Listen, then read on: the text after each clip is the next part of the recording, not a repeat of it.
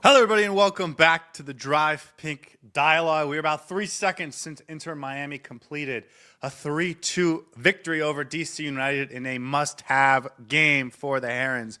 If they wanted to keep their hopes alive for winning the Eastern Conference, winning the Supporters Shield, and all of that good stuff, it was at times comfortable and perhaps too comfortable. At other points, it looked like this might just be a very nervous finale for Inter Miami. But ultimately, they sealed the deal with a 3-2 victory. 2 goals from Lionel Messi, 1 from Tadeo Allende. Messi adds an assist on the Allende goal. And Inter Miami, I think, is going to leave this game feeling pretty good about how they played and about how this game played out for them.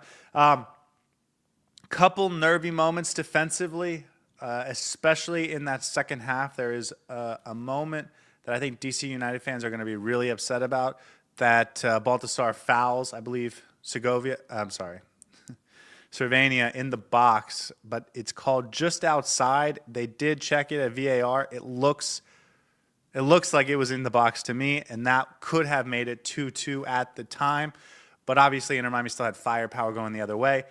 They probably had more goals in them if they needed in this game. A number of chances that were there for them, and if they needed to continue to put the pressure on, I'm sure they would have broken through again and again. So, and on top of that, there's a moment where they get a penalty. It's given to Matteo Silvetti, and because they feel like they're in such good control of this game, they give it to Silvetti again. Just another example of, if they had felt that this game was in any sort of danger, that would have been Lionel Messi taking that penalty. But because they were so confident and because of how the game was playing out, I think they felt comfortable trying to give the kid a chance. And we could talk about that more as we get into the raw reaction. But this is the raw reaction. We're going to start with some of my thoughts. I'm your host, Scotty, and it'll be you and you in the chat and me tonight.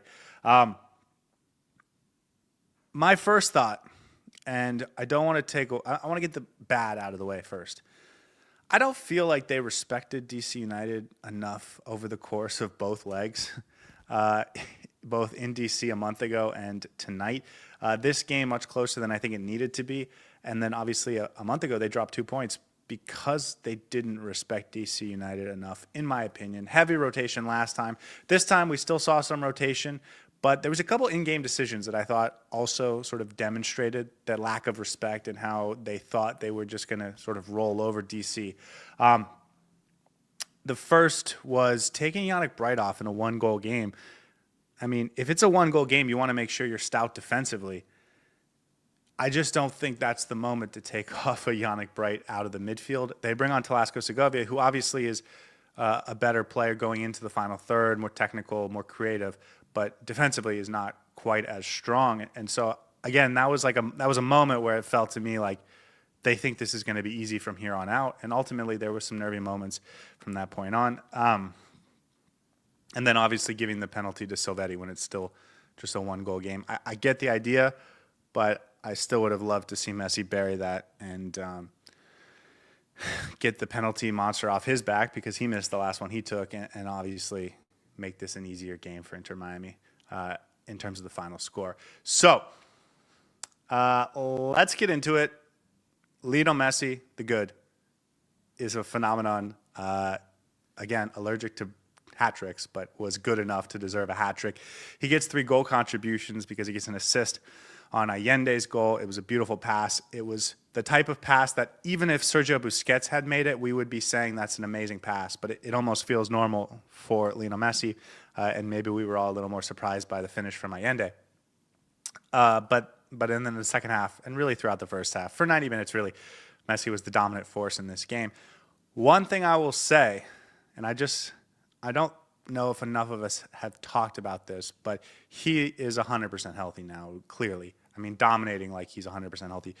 It was only 2.5, 3 weeks ago that he was sort of fighting through an injury to be able to play in that Leagues Cup semifinal, to be able to play in that Leagues Cup final, and here we are 2.5 weeks later, 3 weeks later, and he looks like a man on a mission. He looks great. So the injury is clearly behind him.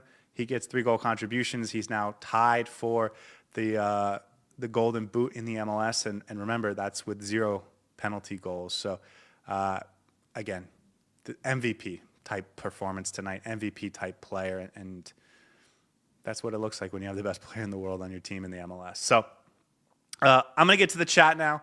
Those are some of my thoughts, but obviously we'll get to more of them as we get through this chat. Ash says, sloppy, but the heavy rain didn't help. That is something that we should mention. This game was in the pouring rain for much of it, especially in that first half. So for Inter Miami, they are clearly a more technical team than DC United. This is an important thing to consider. Wetter grounds, a harder ball, heavier touch. All of those things are going to favor the more athletic and grittier team. And not that DC United is particularly strong in those areas, but for a team that's ultra technical like Inter Miami, it can sometimes be a little bit of a hindrance. The Devin, it says, important win, and Messi is in form. Love those, but still definitely work to do. Yeah, and we can talk more about how this is going to lead into the rest of the season for Inter Miami, but huge win for them. They really, really needed this one if they wanted to challenge for any of the sort of in-season competitions this year.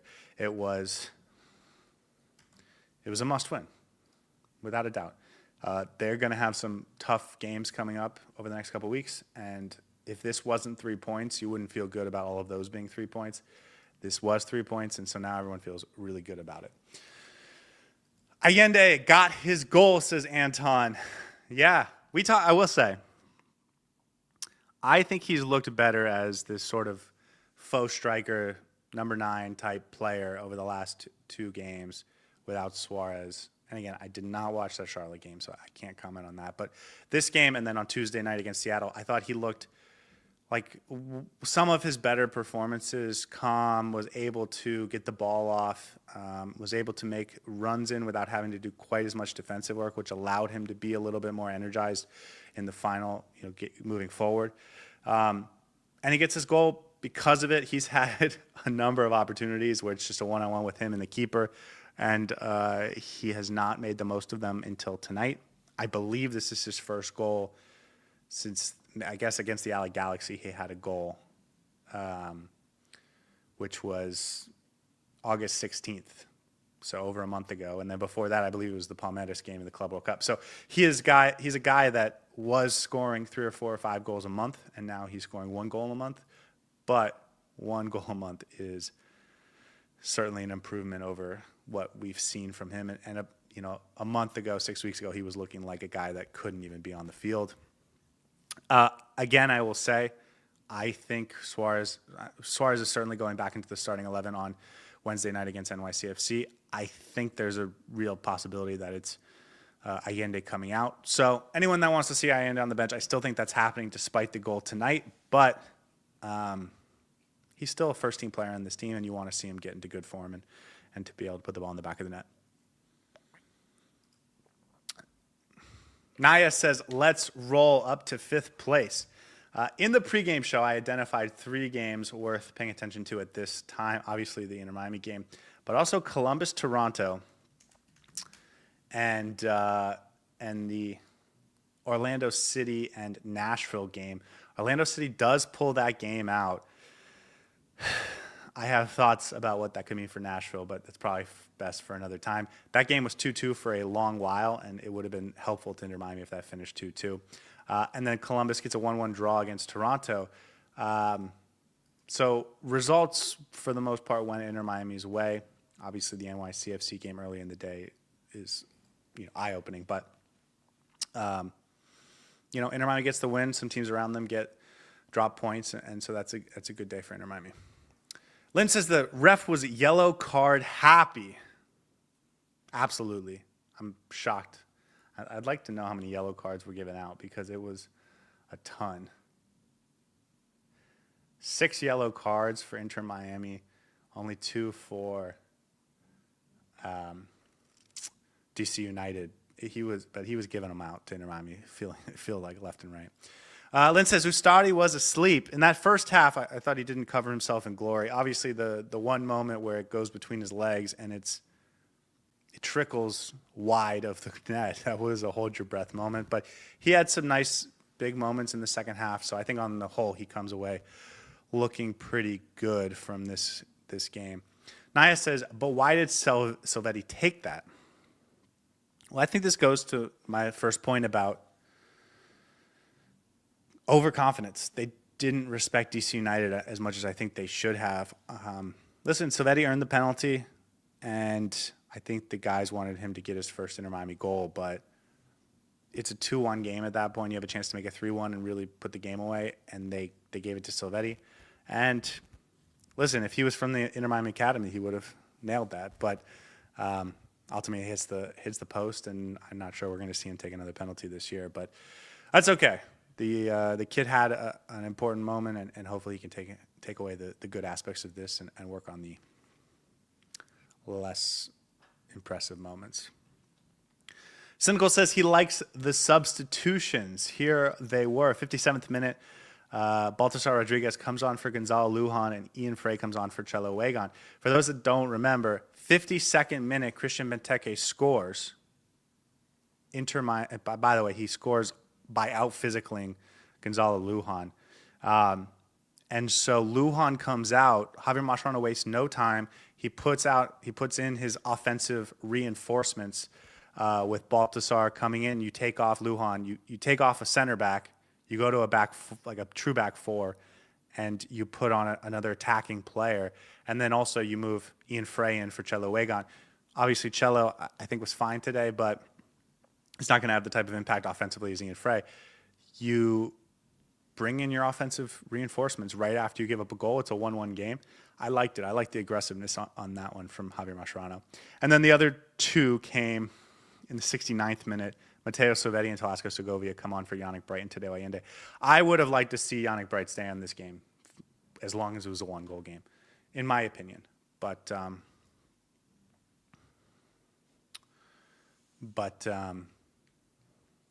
that's my point about not respecting the opponent enough. It's a one-goal game. You don't take out your anchor in the midfield for a guy that's not a defensive-minded midfielder. I thought it was a choice that just showed me they thought DC had no chance of coming back, and ultimately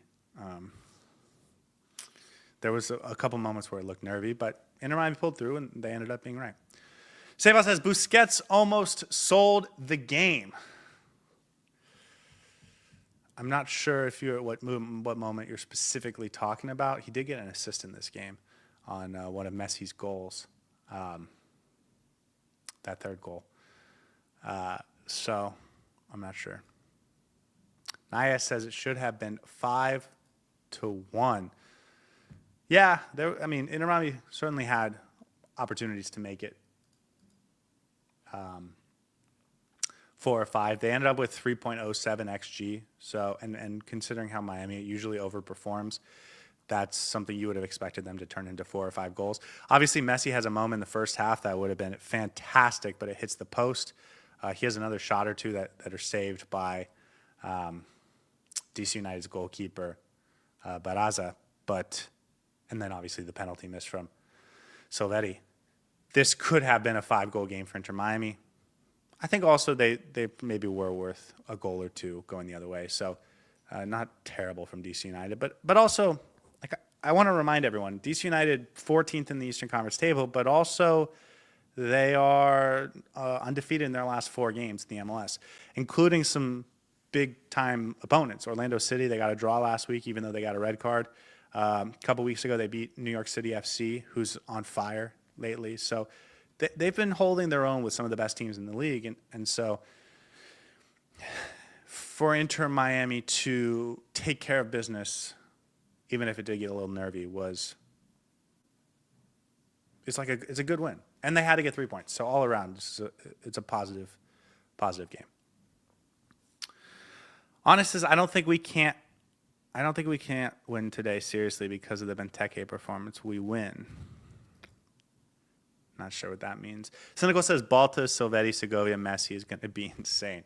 I don't know. Tell me what you guys think, but I didn't think this was a particularly impressive performance from the guys that came off the bench. Aside from the Talasco Segovia has a shot that he puts up high, but he's in the right spot, and then obviously Silvetti gets the penalty. But I'm not sure there was a ton of impact. Ian Frey, by the way, there's another moment I wanted to talk about. Ian Frey gets the ball wide. I believe it's from Messi, and he puts in a quick cross hard and low across the face of the goalkeeper. And Tadeo Allende gets pulled back. And they did show the replay a number of times on the broadcast, but in every replay, that tug kind of comes too quickly or too late into the video replays that you can't really get a good look at what happened. I'm a little surprised VAR didn't stop and check that out, because oftentimes that situation happens because there is a foul-induced pull by the defender. But also no one at Inter Miami really complained. So it looked like it could have been a penalty, but I don't know. Naya says Messi's second goal. Yeah. We are so spoiled with him, for sure. Nick Smith says, could have had 5, but we won and no injuries, and that's all that matters. Fair.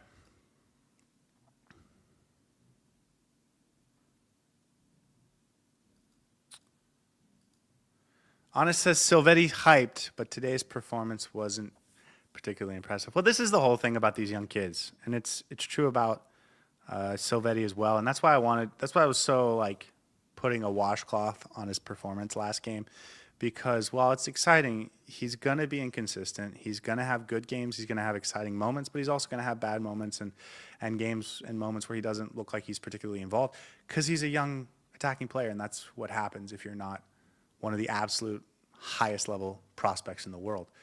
And while Silvetti, I think, is an exciting player, he's not, Estevao or Lamine Yamal type player, obviously. So he's going to have some poor moments. That doesn't mean he's a bad player. Not even poor, just he'll disappear at times. Doesn't mean he's a bad player. It just means he's a young player growing up, and he'll go through those and watch the film and get better. But I just want everyone to have patience with him, because that's the way he'll be successful.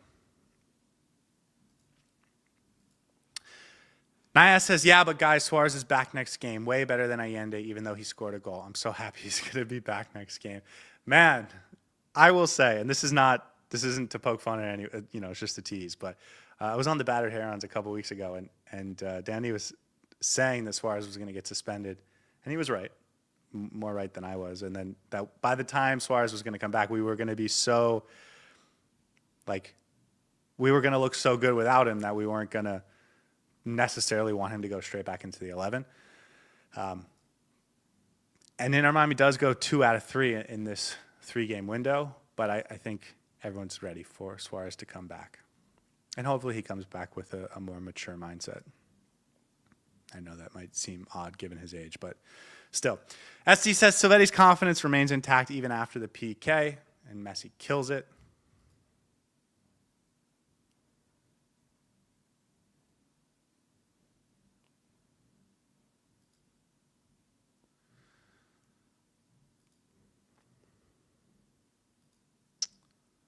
Bizrat says, Messi with a brace, wish he took the pen and got a hat trick. The problem is if he took the pen, he wouldn't have scored that second goal, because he doesn't get hat tricks in Inter Miami. I think he doesn't have a hat trick in Inter Miami yet. Someone can correct me if I'm wrong. But that, I think, is going to be his golden moment next year, that if he doesn't get it by the end of this season, he's going to be really trying in the beginning of next year until he gets it, just like he does with the Olympicos and all the other things he really wants to accomplish. Honest says, because Allende scored today, he starts again. I don't think that's going to be the case. That's my guess.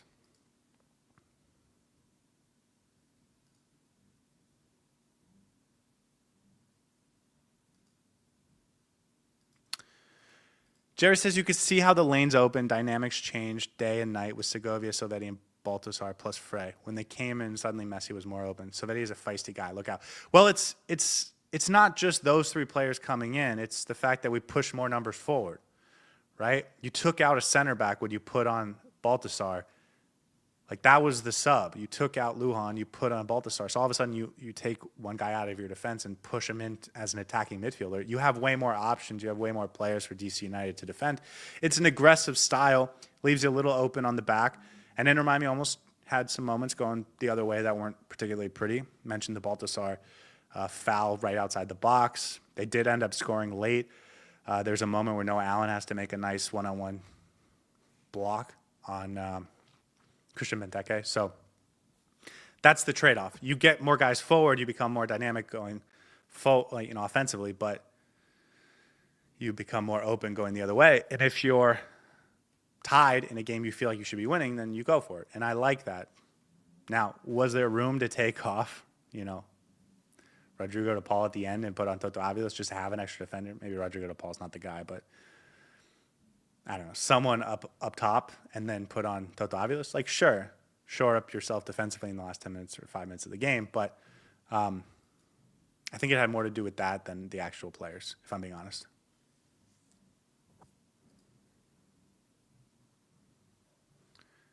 Jerry says that team, the final 20 minutes, is the team to win MLS. Now, I will say, I have long on this season talked about how I wish Inter Miami played a more aggressive style. So that doesn't mean I necessarily am against doing that more often. I just want to explain the trade-off. My keywords, what are my keywords? Intimidate, overwhelm, and suffocate, something like that. And you can do that when you're really putting the pressure. You have numbers forward. You can get a ton of opportunities and really put it on. But you're going to leave yourself open going the other way. And then you have to have the personnel defensively to trust, that you can trust to recover. And when you have Maxi Falcone and Lujan, there's not a lot of athleticism. But once you put Noah Allen out there, it gets a little quicker. We know Starry's really good at coming out of his box to clear things up. So, there are ways to make it work or to push the numbers in your advantage. So I'm not hating on it. I wouldn't mind seeing it, but it is kind of a different thing than we've seen a lot this year from Javier Mascherano. Scotty says, vamos, and he's leaving the match now. Great game to go watch. G says, another 10 out of 10 for the GOAT.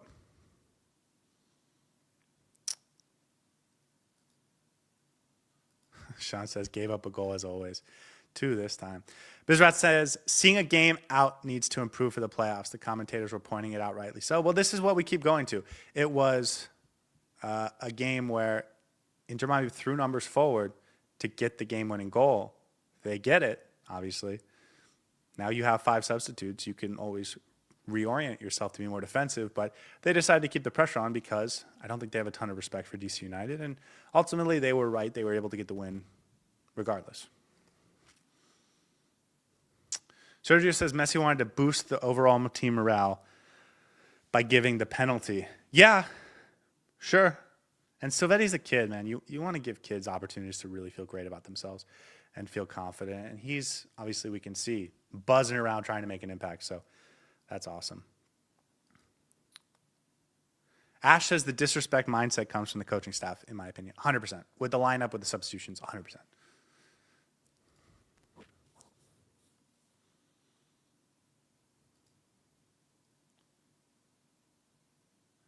MSP says Allende is the fastest at Miami. There's no way he's not starting. Tunde says, Braceman strikes again. I once knew a man who had no hats and could only get braces. That's funny.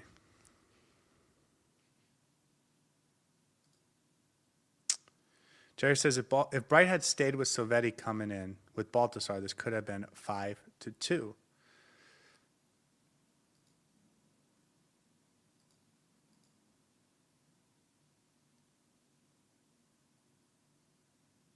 There was another moment that concerned me where the broadcasters really focused in on it, but Falcone has sort of a lazy giveaway where he just kind of floats it, and it's 5 yards over Rodrigo de Paul's head, which you don't love, but that's the thing that really concerned me was Rodrigo de Paul, because his reaction and intensity in that moment to recover was really poor, and it allowed them to just bypass him and create an opportunity. But otherwise, I thought de Paul was, especially defensively, I thought de Paul was really on it this game, with that one exception. But I haven't always seen quite that defensive prowess from de Paul in the last few games. So aside from that moment, I wanted to give him a special shout out. Jerry says Messi looked energized with the young guys. Yeah, he looks healthy. That's what he looks like. Bizres says, who else thinks we need a better goalkeeper next season? Conversation for another time. Dunde says playing a game like this at home against DC is not great in the league. Does not look encouraging. I think they underestimated DC, but ultimately they get the win, and I don't want to take that away from them.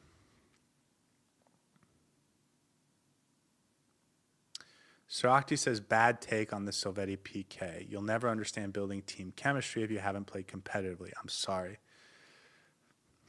Okay, well, I will never deny that there's probably things I don't know or understand. As Soren and I always say, we're just a knucklehead and a bozo talking about the game. Ash says the coaching staff is too concerned with wins and losses and not concerned with form. With excellent form and execution, excellent performance carries teams further. Ash, you are absolutely right. Absolutely. And this is one of the fundamental problems I have with the coaching staff this year is that they don't learn from mistakes that happen in games that they win. And it can be so frustrating. And even from this game, there's 6 things we could point out, and we'll do it tomorrow on the game recap, of ways they can improve from here. And they never seem to learn those lessons until they start losing. And then they sort of recover. And it's just like the great coaches take every single second as an opportunity to grow and get better. And that's how they create great teams. This coaching staff and overall team, like what's going on behind the scenes is clearly not like trying to max out every single second of gameplay and all that. So I'll leave it at that. Tunde says Orlando beats Nashville, hoping they would both drop points. Yeah, absolutely. One thing I do want to say, if you guys will give me a second to look at this table. Inter Miami probably on Tuesday night, they went from 46 to 49 points, probably confirmed their trip to the playoffs. I think there's a chance the Red Bulls finish with 47 points. So if there was a chance that Inter Miami was going to lose their last 7 games, they could, I think they may have missed the playoffs, which I never thought was going to happen. But by getting to 49, that probably confirms them in the playoffs. But by getting to 52, I think that certainly gets them like 100%. But man, it is competitive. Columbus is in 8th place with 50 points. That's crazy. Tunde says, not really looking forward to Suarez returning, to be fair. Messi, Suarez, Alba as the front 3 will have limited pace where none of them get subbed. Only Bright and defenders can be subbed. Yeah, conversation for Wednesday night. Gabriella says he does have a hat trick last game of last season. Okay, they did score 6 against New England Revolution last game of the year last season going into the playoffs. So that makes sense. The other 6-2 game they won, he had 5 assists and a goal against the Red Bulls last year.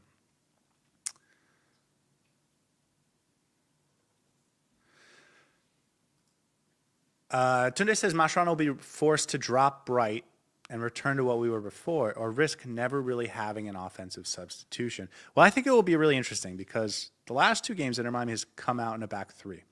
Like I know on paper it may say a 4-4-2, but really the wing backs are playing very high, and it's a back 3 in possession.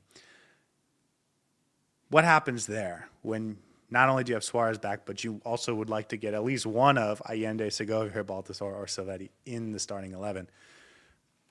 What does that end up looking like? Thomas says, I wonder how many braces Messi has. It must be 10 or 15. That is something I'm going to do my homework on for tomorrow and figure out how many braces he has. Maybe just this season, it might be like 8.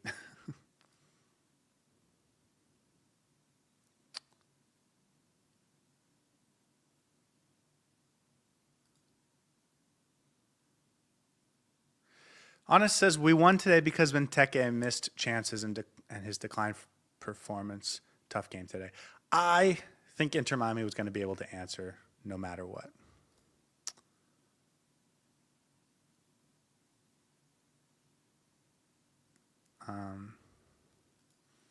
Naya says, I miss our old commentator. These ones are all right.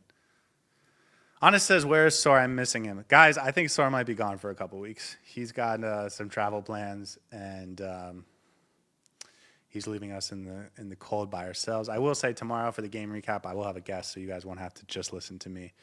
But I think Sora's going to be gone for a couple weeks. And maybe he'll be able to check in from wherever he is on. But I think the games are going to be tough for him. Tunde says our game management is shocking for a team with so many veterans and experienced heads. Honest says Bright also missed many chances today. Is that Yannick Bright? He had a header that would have been nice, but it was a save by Badaza. Oprah Side says, guys, this wasn't the best game, and it was against DC United.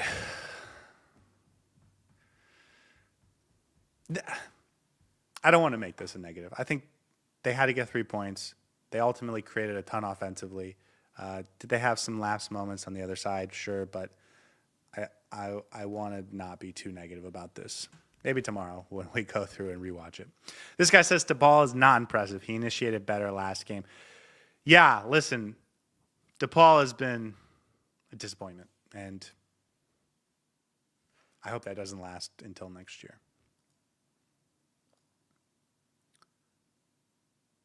Lynn says, I think Ian misses this next game with this yellow card.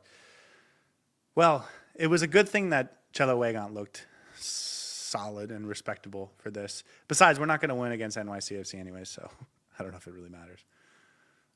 I keep saying that. For those that wonder why I keep saying that, Inter Miami has only beaten NYCFC one time in the history of the team. And even over the last year and a half, 2 years, when we feel like Inter Miami is clearly the better team and gets to face them as the overwhelming favorites, something happens and Inter Miami ends up getting a draw.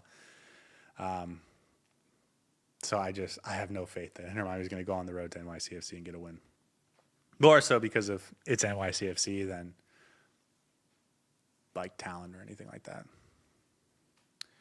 MSP says win next game and Miami will qualify. I'm sure that's the mathematical sort of recipe, but I think they're certainly good. And it's weird to say this, but I think Inter Miami's probably... No, I don't want to make any statements because it is so tight at the top of the Eastern Conference. Literally 2nd through 8th as of this moment are separated by 5 points. Cincinnati with 55. They play tonight, so they have a chance to make that more extensive. But 3rd, Charlotte with 53. 8th, Columbus with 50. It's tight. Jerry says MLS teams will regret Suarez was rested for so long. Best that could have happened to Suarez and Inter Miami. The guy will come back motivated. Maybe we'll see the best Suarez in the rest of the season.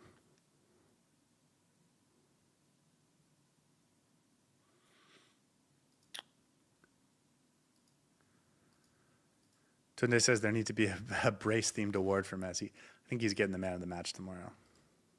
Ash says the best special guest is Beckham. Yeah, that would be pretty cool, but maybe one day. If you guys hit the like button, we'll try and get David Beckham on here.